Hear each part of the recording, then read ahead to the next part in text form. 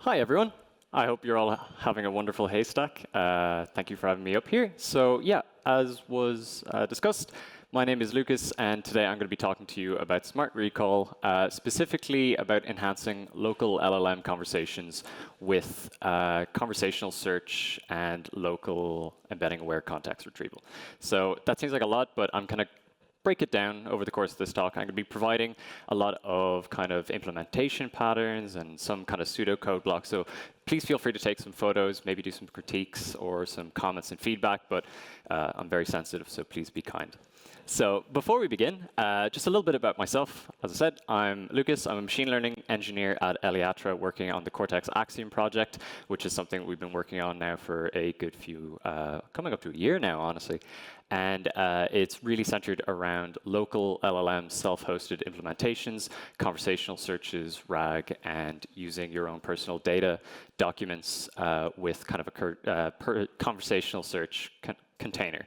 So on top of that, I'm also completing my master's in machine learning at NUI Limerick, and that's been very fun throughout all of that. So before we begin, I'm going to be talking a lot about a system, an imagined system. So we're going to have to kind of make some assumptions and explain to you a little bit before we begin what that system looks like, and then afterwards, I'm going to explain how we put that system together. So the system itself that we're going to be discussing, it's going to have a vector database. It's with parsed and embedded content in OpenSearch, which is why we're going to use as the example. We're going to have some locally hosted LLMs capable of single-shot generation, meaning that you can put an input and you can get a generation back. But this system doesn't have a continuous conversational element to it, meaning that once you've gotten that input and output, everything afterwards doesn't consider what came before. And that's really what we're interested in here, is how we can enhance previous turns in a conversation, searching that, and then embedding that into our next conversation turn, along with any data that we search for along the way. And then we'll have a front end where a user can send a query and get a response back from the chatbot. And optional and nice to have in all of these local implementations is we have unlimited GPU power and a perfect data set that'll give us everything back. So before we begin, can I just get a show of hands in the crowd? Who has in some way developed or implemented or worked on a end-to-end RAG system, so conversational search? So hands are up. Excellent. Now, keep your hands up if you did that same system, but all of the LLMs, all of the models that you used were self-hosted. They were local. OK, a few less hands, but that's understandable. I see a lot of the implementations now, they were using kind of these third-party APIs. Maybe the bigger models were outsourcing the GPU power and the models themselves. But there are problems with that. And I'll go into that in the next slide. But the problem with the local implementation a lot of the times is you get this. So you ask a question. Later on, you ask a follow-up question on that data, and the local LLM goes, I don't know, because it's been single-shot this entire time. And if you're building something after many exchanges, even if you have your basic conversational turnaround implemented, you're going to get this performance degradation. If you're constantly filling in previous conversation turns, context windows matter a lot in these types of systems. And being very clever with how you augment your conversation history, as well as how you augment your data in the prompt can become even more important. Users will have to repeat context, and of course, if you're not storing and retrieving that conversation in a graceful way, critical information is going to be forgotten between sessions. So why this matters now, as I discussed before. So the business reality, according to some report by McKinsey and Company at the start of the year, is that many, many organizations are trying to implement AI at some level of their business processes, whether it's via chatbot, augmenting their search, using it to generate different types of content. It's pervasive and it's throughout. So what's important with this is that a lot of companies don't really want to trust their data to third parties. So they're considering this local implementation, maybe an air-gapped environment that's running models on high-powered GPUs, or something that kind of respects that data privacies, especially in Europe with kind of the different systems we have in place for data compliance. On the technical side, when you're building this, you have your context windows that matters. So different models, if you don't know what a context window is there's only so much data you can really push into a model for it to consider everything you're asking it before it starts to dump stuff.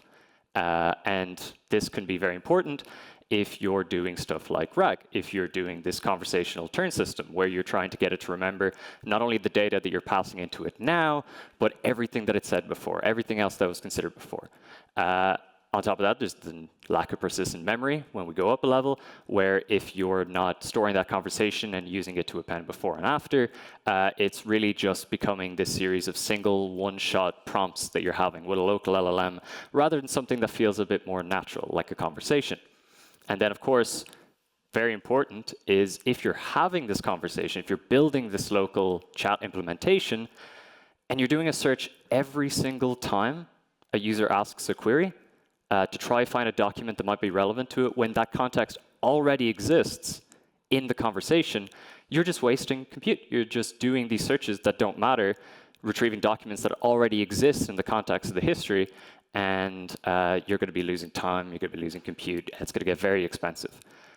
So yeah, just for the CEOs and the cost-cognizant individuals, you'll get your context loss, your productivity loss, and ultimately, you're going to lose your money. So what we're going to discuss. So we're going to start with kind of the user query. Then we're going to go into semantic history retrieval, query rewriting, the hybrid search itself, context integration of the history that you've been storing and kind of retrieving, and then finally, your response generation. The outcomes of this should, if implemented properly, result in fewer retrieval failures, performance improvements, complete conversational persistence, in theory, and then the features of it will be this privacy-first local deployment, your automatic context management, and then some intelligent query understanding. So let's start with how we're actually going to be building and storing and managing this conversation history. We're going to be using OpenSearch's memory API, which personally is something that I'm very fond of. I think it's absolutely fantastic.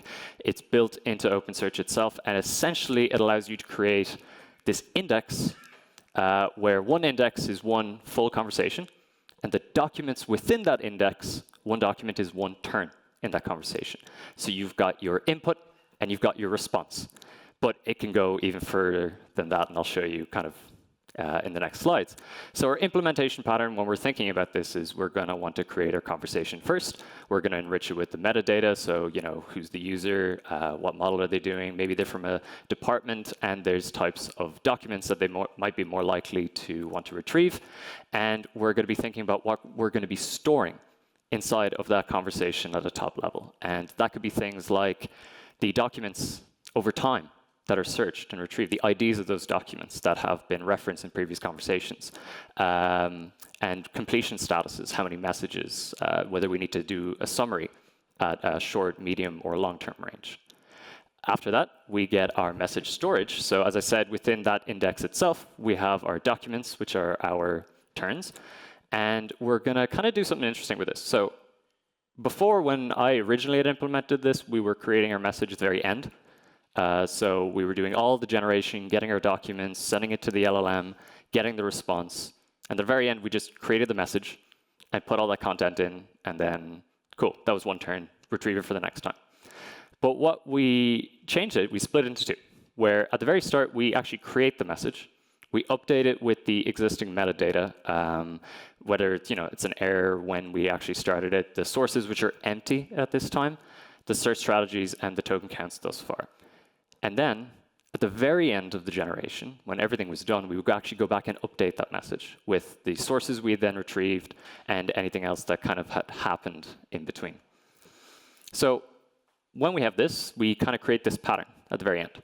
So we get our conversation that is created, we give it a name, we associate it with a user. We then go to somewhere where a user sends a prompt. We then create that message. And then at the very end, when it's all said and done, we update that message with our context. So this will contain new metadata, what documents were retrieved, what the LLM actually spat out, the chunks or the portions of a document that were retrieved that were used in that generation, the scores of that document and the chunks within, so the ones that seem to be higher ranked or the ones that were more relevant, and we all store that within the message itself.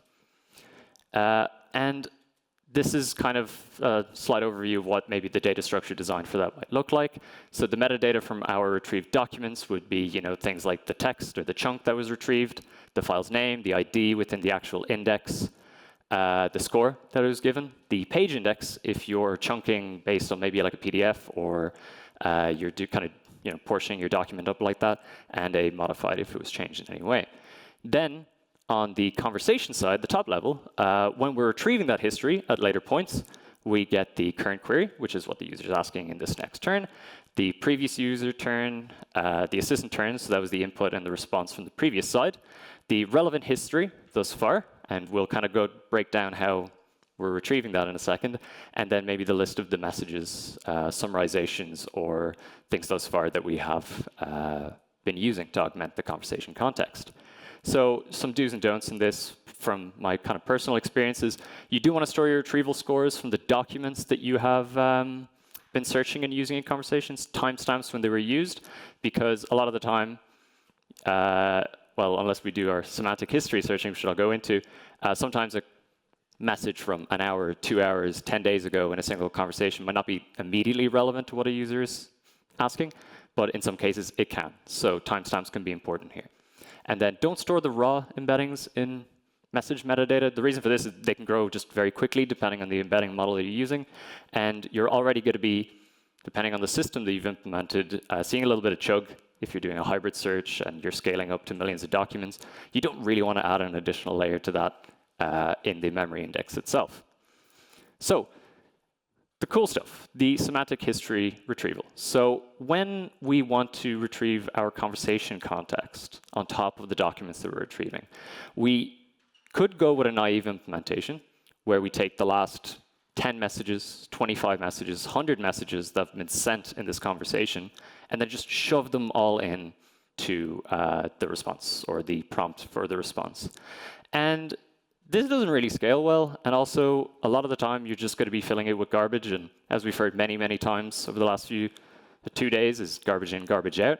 What we can do is we can take X amount of messages, we can embed them themselves using a very lightweight embedding model against the query, and then from that list pick actually the most relevant. Now, a lot of times it could actually just be the last 3 or 4 messages, but you'll find sometimes that stuff that has been input before might just be a bit further up the list. And sometimes you want to actually even re-rank based on that. And you can do that with your conversation itself. So you'll get your embeddings, you'll calculate your similarity, you'll select the top most relevant messages in the conversation so far, and then most importantly, and we'll come back to this again later, is your token management. You want to make sure that if you're going to be doing a generation, searching for documents, and also getting the conversation context history all in one, you need to keep things under a certain limit, especially when it comes to local models. They're not like our Gemini 2 with our 1 million token context limits or 300K, 500K in some cases. Sometimes you want to keep things lean, you want to keep things relevant, and there's a lot of stuff that you can do in that regard. Summarization, different degradation strategies, and this will be very, very important to keep things relevant, fast, and make it a pleasant experience for the user. So for our pattern for kind of context filtering, first, if it's the start of a conversation and you don't really care and you want to go with the happy path, you can just try shove the entire conversation history in from the start. After that, you can go back to your semantic filtering and only take the things from the conversation that are most relevant.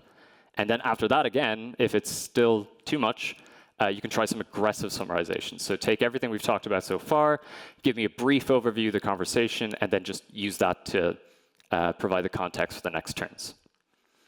So query rewriting. Now, I probably didn't give as much love to this slide as I should have, because the concept of query rewriting is something that is quickly becoming incredibly apparent in its importance when you're doing something like a hybrid search or a conversational search. And the reason for this is a lot of the time users, when they're asking follow-up questions, they're going to be very general. You ask about something, you get a response, and you're just going to ask a very general follow-up question. Things like, show me more. And what about the performance? Can you elaborate?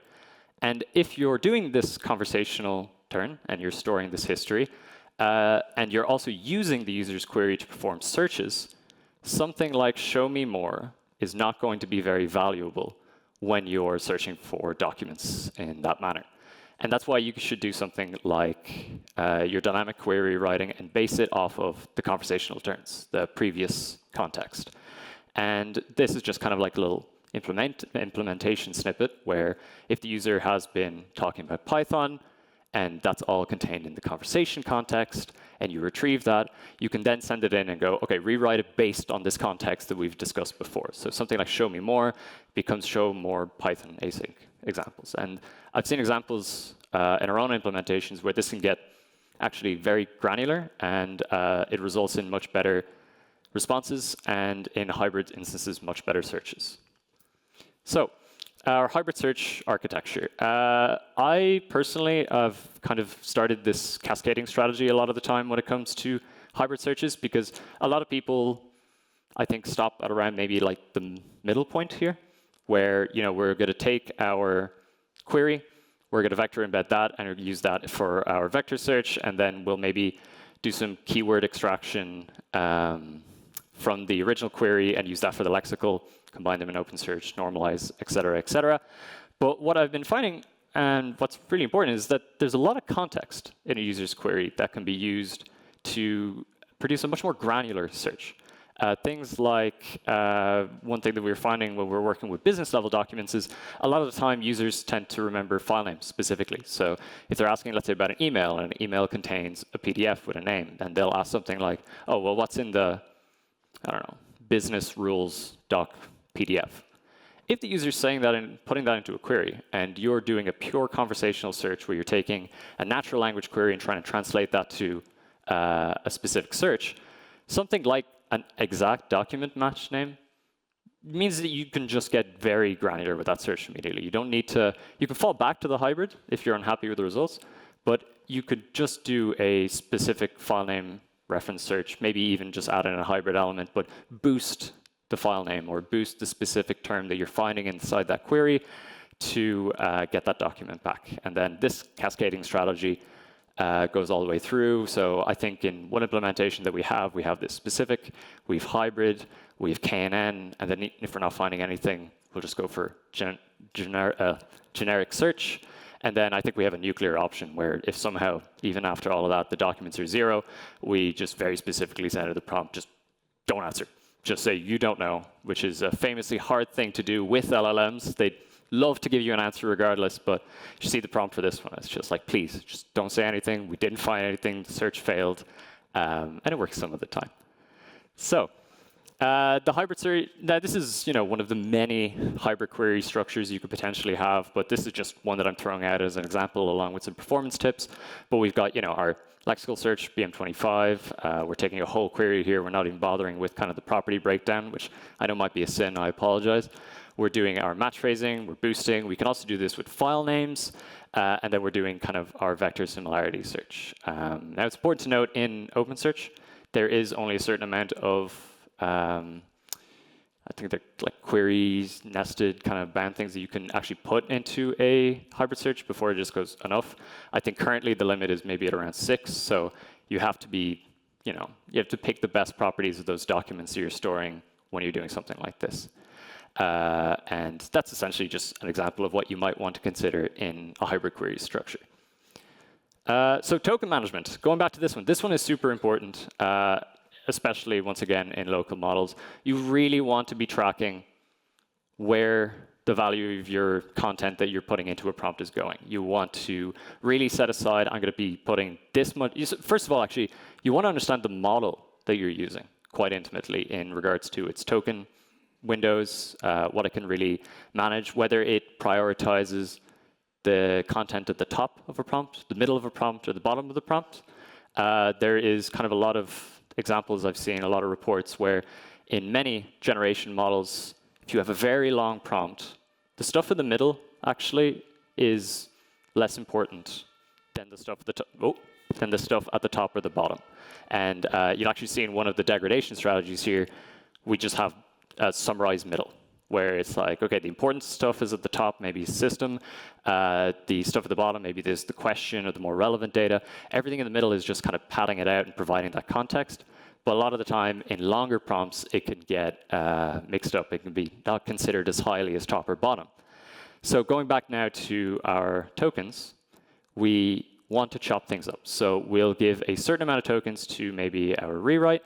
We'll give a certain amount of tokens for the search, the conversational history, all that sort of stuff. You want to manage that very carefully, and then finally your generation, because the token for generation is also considered throughout the entire thing. So when you're retrieving your history, all your content, all your data, you have to also remember, very importantly, that the content that gets spat out at the end is part of that kind of entire portion of the token memory. So if you're like, I don't know, you have a 5,000 token limit, let's just take an example, and you put 4,000 tokens of context into the prompt, and then you ask it to give a 3,000 token output, when it reaches that 1,000 token generation, past that, it's going to have to start dumping stuff. And that's when you could run into issues like if you have a top-level system prompt with very clear instructions of what to do, what not to do. That gets thrown out the window first.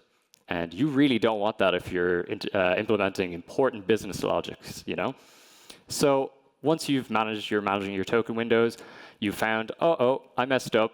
I'm beyond the token count limits, and my specific instruction not to leak API keys has been forgotten. You're going to want to go into your progressive degradation. So you're going to do stuff like removing examples, where if you wanted a specific format, now that one might be a little more important. So maybe we put that one a little lower. We'll summarize the middle. We'll keep recent turns only, or we'll even summarize kind of our conversation history further. And then finally, nuclear option, we'll just summarize everything. We'll keep the really important stuff like our system prompts, but we'll summarize everything, and we'll hope for the best. So yeah, setting those customizable limits on all your generations, especially if you're working with this sort of local implementation, this conversational search, is probably one of the most important things you can do. And then our cache strategies. So at the first layer, one thing that's super important to remember is generating embeddings is expensive, especially if you're doing it on your own hardware. And if you've got users asking the same questions, and they're doing it over and over and over again, and you're embedding it every single time, you're just wasting compute. You're increasing your latency, and you're just spending a lot of time doing nothing. So a strategy here would be take the embeddings for your more common queries and store them for a certain amount of time locally. And when a user asks a question that has already been asked before, rather than just going through this whole system of having to embed it all over again, warm up your models, produce those embeddings, just take them from the cache. Keep them temporarily, of course. Don't keep them in there forever. But I think a standard 1536 or so embedding is like maybe 2-3 kilobytes, I think. So you can store quite a few. Of course, you can set those memory limits and management. It's very important that you do so. But then afterwards, you can do your search result cache. If a user is not just asking the same questions, but they're also retrieving the same documents, why do the search again? Why do the embedding, and then do the hybrid search, and then waste time, and then fill up your conversation with documents that are just being retrieved over and over and over again? Just store them in cache, retrieve them when a user is asking a question that is relevant to an already retrieved document. And then finally, your conversation summary caches, which I mentioned earlier before, is that you're going to want to summarize after time. And many of you who've used kind of online or assistant coding tools, I think Claude Code does it, is that after a certain amount of time, it's going to start to summarize that entire conversation that you've had. And anybody here use Claude Code or thing? Yeah? Have you seen the compact summary thing? So after a certain amount of time, it'll just ask you to stop and walk into another room, and it'll, I don't know, gather up the entire conversation that you've had, and then come back, and then I don't think it really works, because you come back and ask it a question, I'll be like, I don't know, maybe. So regardless of that, you should still do it, because these things are going to grow, especially if you're storing context, and you want your user to feel only a little frustrated and not super frustrated that everything has been forgotten. So these are some management strategies you can implement. Now, everything that we talked about here, this kind of assumed system, putting it all together, it would look something like this. So you start with your process term. You have your conversation ID, etc. You create your message. You get your conversation context, if it exists. You search with your fallbacks. So you start with your specific search, and then you try your hybrid search, standard search, KNN search. You get something back. You do your generation. So package all up into your prompt and send it off to the LLM, get your response. And then at the very end, when you've got your response, your documents, your conversation context, your conversation history, you will append your message, or update your message even, in that conversation index. And then the next time that you ask a question, it's all available once again. So if the user asks the exact same question, you're skipping a lot of this.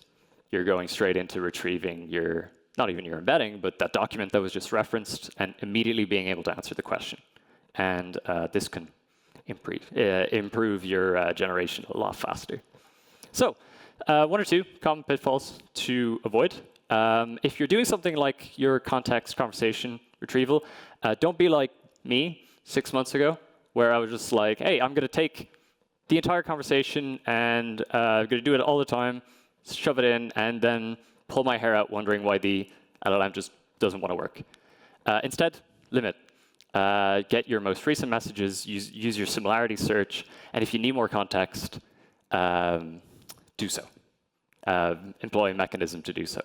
Next is one thing that I see a lot of people doing in regards to this is kind of ignoring search failures. So you'll see at the very beginning, I had the is errors and the relevant kind of history keys here.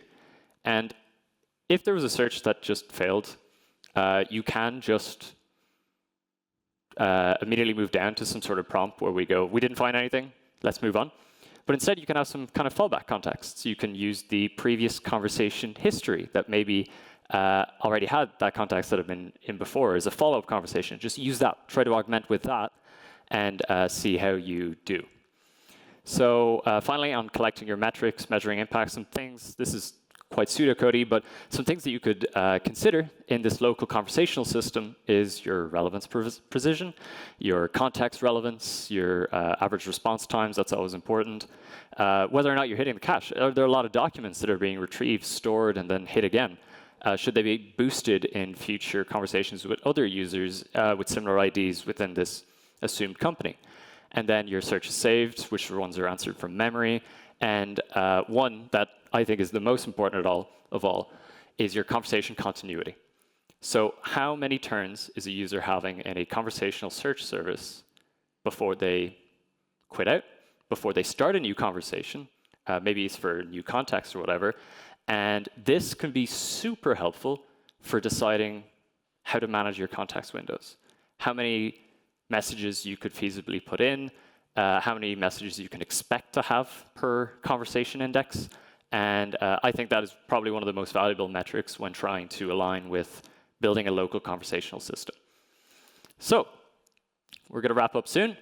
Some critical success factors for me, at least in working with something with this, is store everything, log everything, but retrieve selectively. So every turn will create a message. You'll use your semantic filtering to find that relevance, so everything that you've stored, and you'll use your progressive summarization to manage your scale. For me, and this is again a personal opinion, hybrid search I think is just outperforming pure vector search in a lot of instances. Users will and can provide really important lexical information in their queries that you can use in a hybrid search. And I think that is something that'll just boost those search results a lot higher. So you'll be combining your kind of standard lexicals, your vectors, your metadata from your documents, and then you cascade. Implementing these cascading search implementations can help get you the right documents. And then finally, cache aggressively, fail gracefully. Embeddings are expensive. You don't really want to keep re-embedding content that already exists in your system. Your searches have times out, so you want to be doing your fallbacks, you want to have your loops around, and then finally, conversations can overflow in context situations, so summarize them early, summarize them often. Yeah, so thank you all so much for listening. I hope there's some questions, and yeah.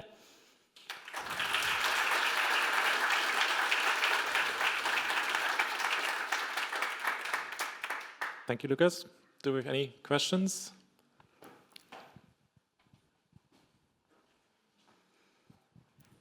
Yeah, thank you for such a nice session. And I have two questions. First question has two parts as well. So you said that create, if it is a long conversation history, create a index over the conversation and do a semantic search so that you can save on the context length of the model. My question is like if part A is like if we do kind of semantic search over the conversation, apart from the normal document search, KB search, it increases the latency aspect. Yeah. And the second question is, if the conversation is getting very long, and sometimes the user updates the documents, which makes the older kind of retrieved information of the conversation stale or not that relevant.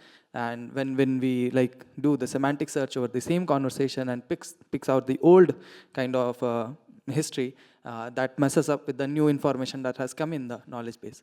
So yeah, this is the first question. Second question is like if we do the summarization of the conversation history, and even if we do on every turn of the user message that has some, like either you are using some LLM for the summarization or something, so that has a cost as well, that has some time limitation as well. So if we imagine this on scale, if we are summarizing like last 30 turns of each user conversation and there are multiple users, cost factor, latency factor, as well as like what should be the ideal trigger point like when we do summarization. So this is the second question. When we lose it. So I'll answer the second one first, because that's quite interesting. So for me, summarization happens asynchronously to the kind of generation.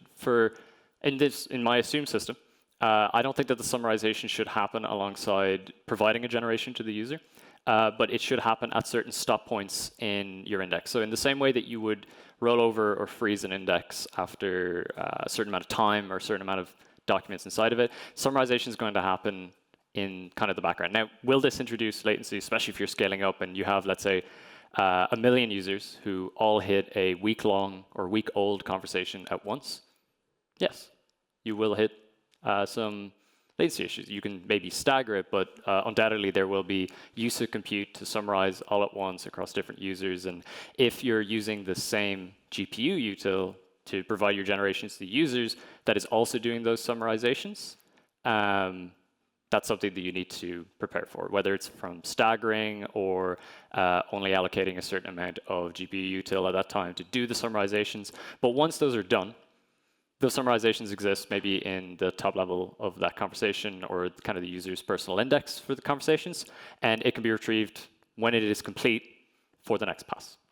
On top of that, there is some, I know OpenSearch is working on a really interesting feature on the moment, this agentic fact extraction, which takes into summation either a conversation or all conversations within a user's memory index, and from that extracts long and short-term facts based on the user. So similar to something that OpenAI does with ChatGPT, where across different conversations you will provide some context clues about who you are as a person. You know, Lucas is a software engineer. He attended Haystack. He said this across different conversations, and they get stored in kind of this personal memory index.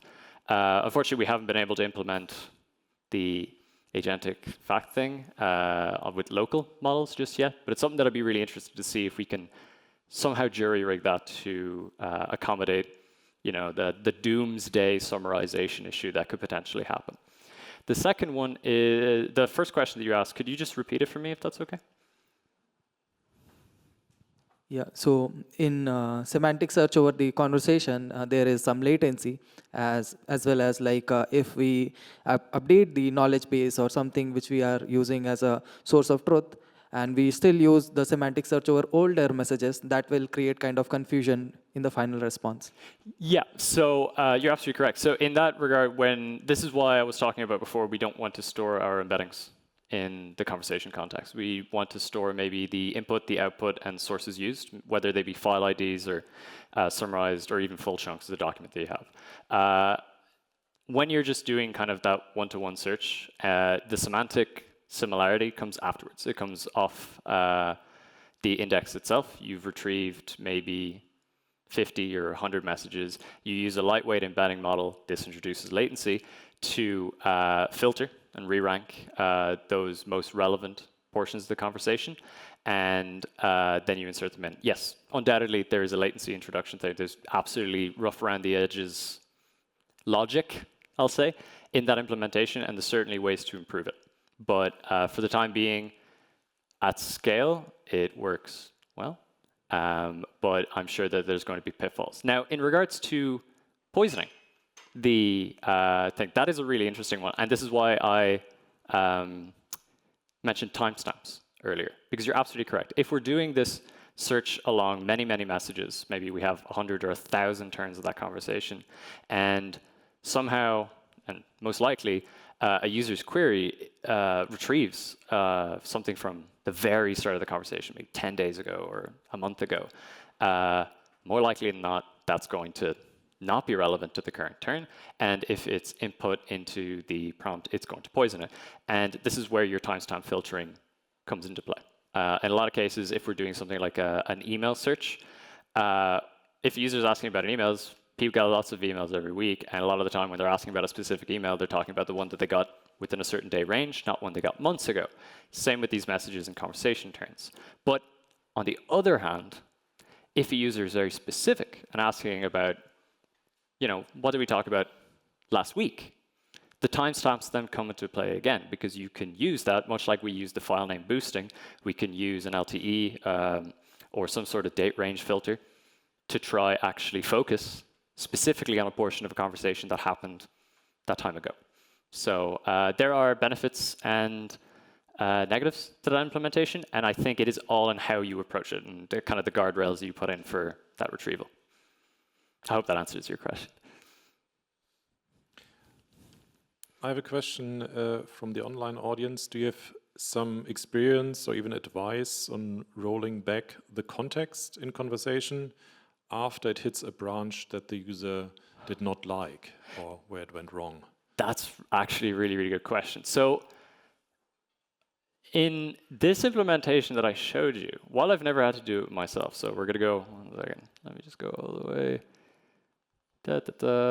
I'm here right now. So in that kind of system, since we're essentially taking the single shot generation, and we're augmenting it and we're making it conversational, you can, maybe through like a user signal, a thumbs up or a thumbs down, I don't like where the branch of this conversation is going, you can dump portions of the conversational memory and maybe roll back to a certain point where they liked, or start afresh all over again. Now, obviously starting afresh is not good because there's portions of the conversation that maybe the user wants to start back from, but we can actually go and alter the index, this conversational index, and start from a certain point and roll back in that regard. So that's actually a very exciting question, and something that in this assumed system, using the memory index, that would certainly be doable in that regard. To kind of follow up on the whole topic of like information, I think it's more about like information invalidation, because lots of the time if you talk to an AI, you're gonna go like, well, stop, you're being a moron, that's not what I meant, right? And what happens a lot of time if you go to do a semantic search, you're gonna surface both, so there's gonna be like invalid false information that the user already like kind of dismissed. So while I never applied it, I think one of the good patterns, just as inspiration, would be like, if you're gonna do summarization anyway, just give it a function call to say like, do away with this message, because the user already stated himself that it's completely irrelevant and it's never going to come up again. Mm-hmm. So that it's either like go delete it. This is why I like to do it with conversations, just like copy pasta, branch off, remove the wrong message, or as part of your summarization, because the signal is in there, just go and flag it as like irrelevant for search. Yeah. So it doesn't pop up again. So especially like in the domain of code and whatnot, because oftentimes you're going to produce a bunch of garbage where the user said like, no. this is completely relevant. I don't want to continue kind of along that conversational path. And there are some great elements you can do in the create message part of the index. And one here that we've implemented is error. But you could branch that out brilliantly, where if a user is unhappy, or even if you had an error in the system, but if a user had an error or an issue with the response, we could flag it, remove it entirely, or, and this is my personal favorite implementation of this, going back to a message and clicking on it and branch off from this. So go all the way back up, click on this. I want to continue from this point onwards, delete everything that came afterwards. And this will provide a really handy way to reset that context in that way. And the memory index can provide that in a very intuitive way, I feel. So.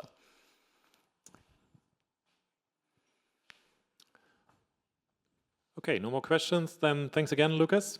Thank you.